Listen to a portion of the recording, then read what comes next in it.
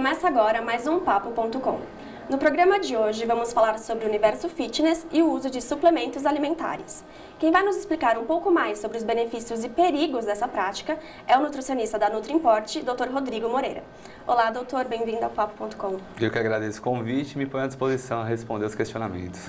Então, doutor, o uso de suplementos de proteína tem aumentado muito ultimamente. Verdade. Eu queria começar te perguntando o que justifica esse aumento e o que esses suplementos têm que os alimentos não têm. É legal falar que hoje a necessidade de uma composição corporal diferenciada, ou seja, um corpo definido com musculatura, se mostra cada vez mais importante, tanto no mercado de trabalho como no convívio social. E aí o suplemento proteico vai promover o processo de ganho de massa muscular. Então por isso que eles são tão procurados, utilizados, porque eles sim proporcionam resultado. É difícil você atingir via alimentação a dosagem proteica necessária para que você tenha esse processo de ganho de massa muscular. Por isso que eles são tão procurados. Qual que é o objetivo dos shakes proteicos e o que eles fazem no nosso organismo? Vamos pensar que uma atividade física você gera microfissuras nas fibras musculares, você precisa regenerar esse tecido e você precisa de proteína para regenerar esse tecido. Pode ser um alimento, poderia ser um frango, um peixe, uma carne, um ovo, mas é difícil a gente conseguir comer isso todas as refeições do dia. E aí então o objetivo com o suplemento é atingir esse aporte necessário que às vezes você não consegue via alimentação e precisa da suplementação. Muitas vezes as pessoas chegam aos suplementos porque receberam uma indicação de um amigo ou até mesmo de algum professor na academia, mas boa parte delas não procura orientação médica. Então, qual que é o jeito certo de tomar os diversos tipos de suplemento alimentar? É bom ressaltar que a orientação de um profissional especializado se faz muito importante. Caso contrário, você pode até gastar dinheiro à toa por tomar suplementos desnecessariamente e pode não ter o resultado que você almeja. Não quer dizer que quanto mais você utilizar, melhor vai ser o seu resultado. Então, vale a pena você investir num profissional especializado que você vai acabar economizando no final das contas. Bom, a nossa equipe foi até uma loja de suplementos alimentares para ver que tipo de suplemento é o mais procurado pelos adeptos da vida saudável e do universo fitness. A reportagem é de Marina Chiappetta. Quem faz academia passa pela tentação de usar suplementos para otimizar seu treino. Para quem não sabe exatamente o que procura e precisa, as opções parecem infinitas. Afinal, são dezenas de marcas, preços e características diferentes. Muitas vezes, funcionários das lojas de suplementos encaram o desafio de sanar dúvidas e orientar compras. Esse é o caso de Leonardo Trovão, que trabalha na loja Magnata Suplementos, na zona norte de São Paulo. Nós fazemos um atendimento baseado na real necessidade do cliente, para ele ter um melhor desempenho físico durante a atividade. Muitas pessoas vêm à loja buscando indicações sobre os produtos. É muito comum a busca por suplementos proibidos pela Anvisa, para pessoas que buscam melhor desempenho, mas que não sabem dos reais malefícios que esses produtos podem causar à sua saúde.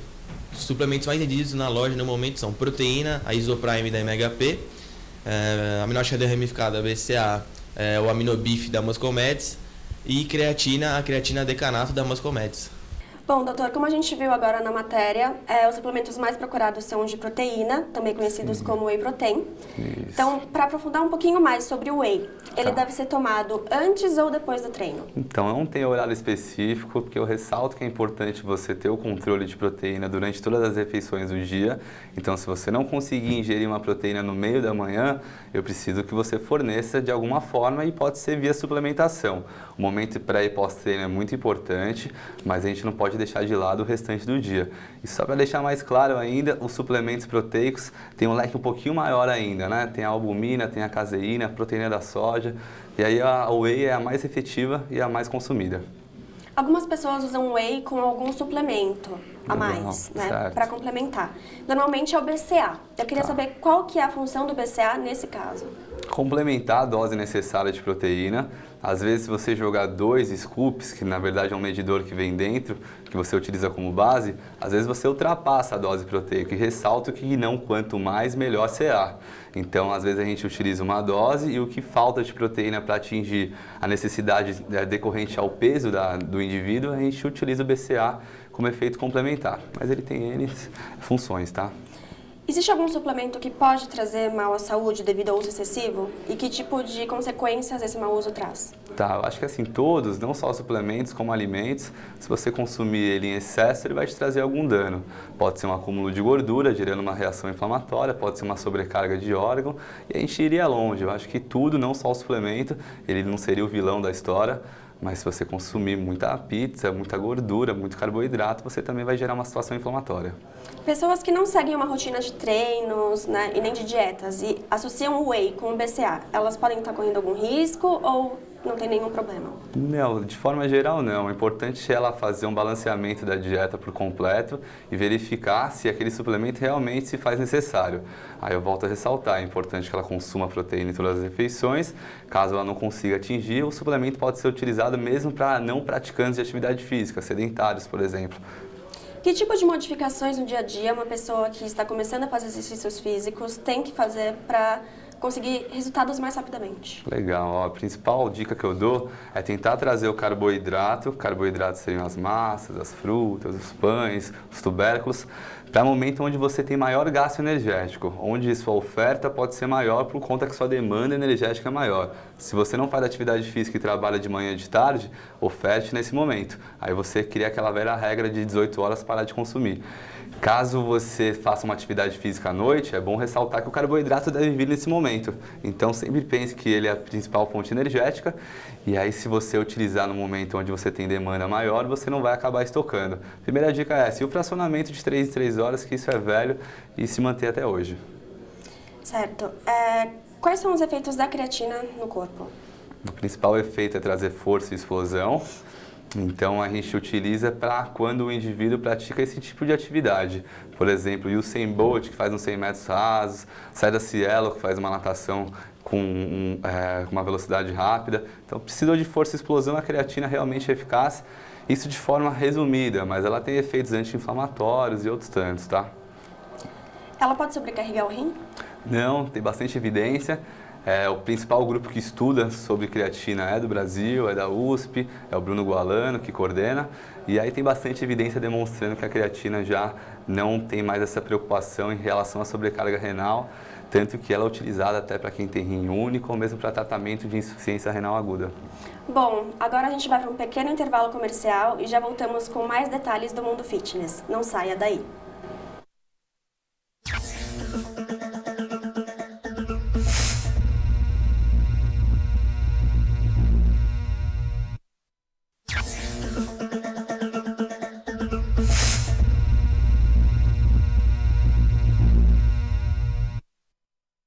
Voltamos com o último bloco do Papo.com.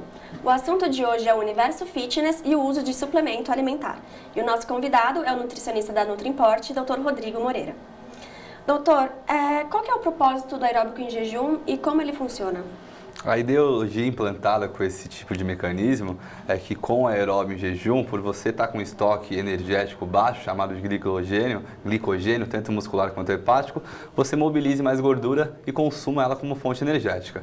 Isso era a ideia, mas a gente percebe que na prática, na verdade na prática científica, nos estudos, a gente não consegue encontrar esse resultado que a gente imagina. Por quê?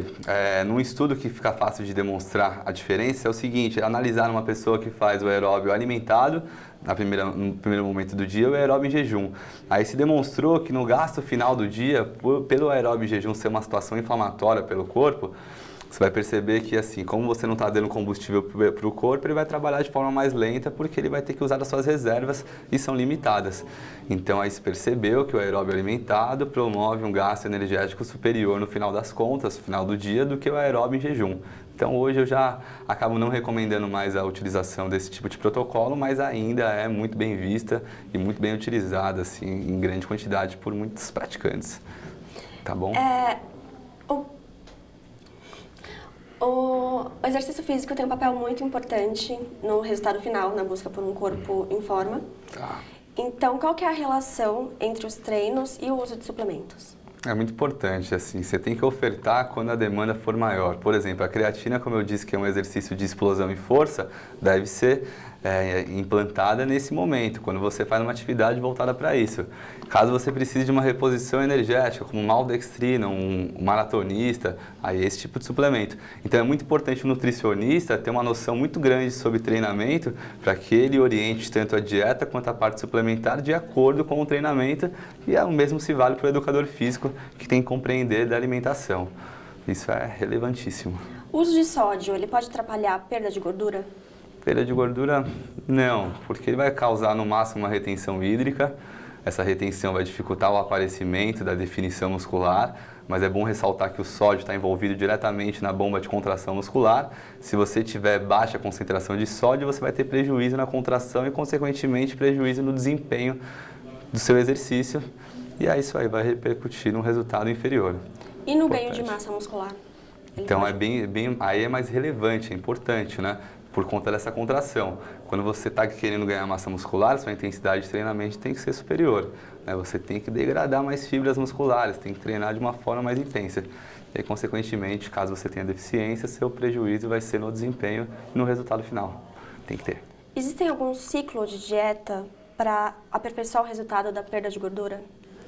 O mais importante para a perda de gordura é trabalhar com consumo calórico inferior ao seu gasto.